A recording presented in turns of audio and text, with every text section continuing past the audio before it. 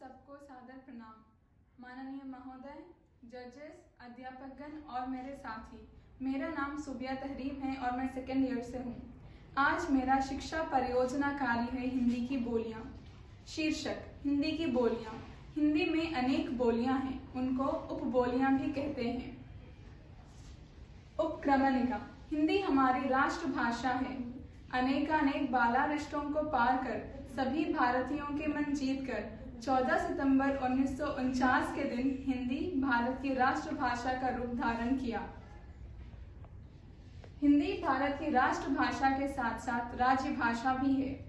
संसार में अधिक मात्रा में बोले जाने वाली तीसरी स्थान हिंदी का है। परिकल्पना।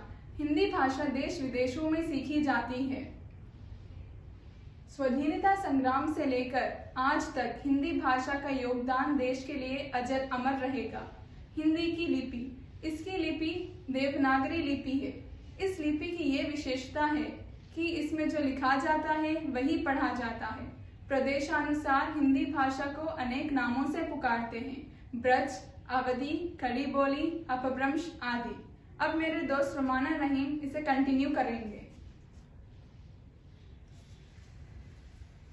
शोध कार्य के लक्ष्य। आम जनता के प्रिय भाषा में हिंदी को प्रथम स्थान में दर्शाना। दूसरा ये है कि हिंदी और इसकी बोलियों को संपूर्ण भारत के विविध राज्यों में बोली जाती हैं और अन्य देश में भी लोग इसे बोलते, पढ़ते और लिखते हैं। पर शोध कार्य के परिधि पर परिमितियां। इस शोध कार्य में केवल हिंदी भाषा और उसकी उपभाषाओं के बारे में ही सामान्य ज्ञान प्राप्त किया है। शोध कार्य के पद्धति। हिंदी भाषा उसकी बोलियों के बारे में परियोजना कार्य करने के लिए जो पद्धतियां अपनाए हैं वे ये हैं: गंभीर अध्ययन पद्धति और संगोष्ठी पद्धति। आगे मेरे दोस्त इफ़त साबरी कंटिन्यू करेंगे। हिंदी भाषा का वृत्तांत। हिंदी देश की आत्मा है, हिंदी देश की पहचान है। हिंदी भाषा भारत की संस्कृति एवं संसार की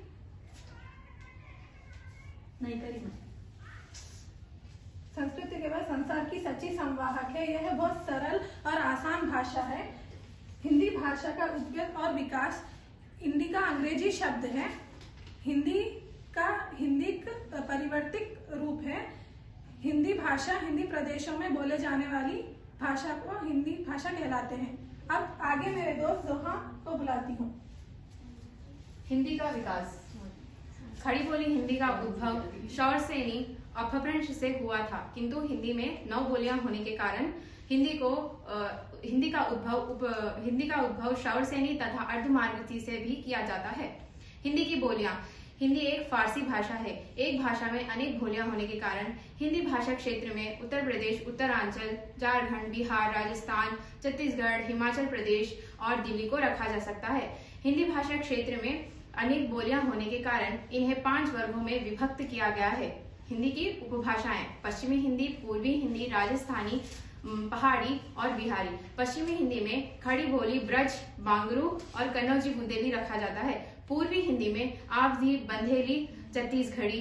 राजस्थानी में मालवी, मेवाती, राजस्थानी, मारवाड़ी, जयपुरी। और पहाड़ी में पूर्वी, पश्चिमी और गढ़वानी। और बिहारी में भोजपुरी, मगधी, मैथिली, अंगिका बचिका रखा जाता है। आगे मैं मेरे दोस्त शीमा को। इसके बाद मेरी दोस्त शीमा कंटिन्यू करेंगे।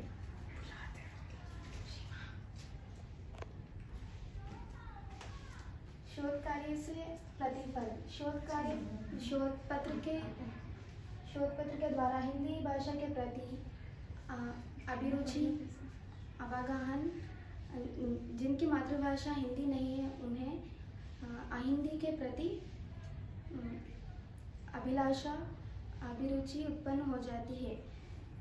निष्कर्ष। हिंदी राष्ट्रीय एवं राज्य भाषा एवं जनमानस आम भाषा है। सरकार राज्य शासन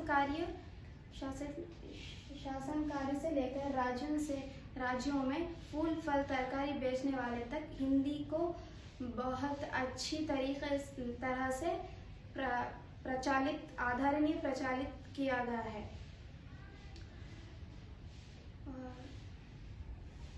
और यह विश्व भर में हिंदी की भूमिका बढ़ाने के लिए यह परियोजना कार्य शोध किया गया है। धन्यवाद।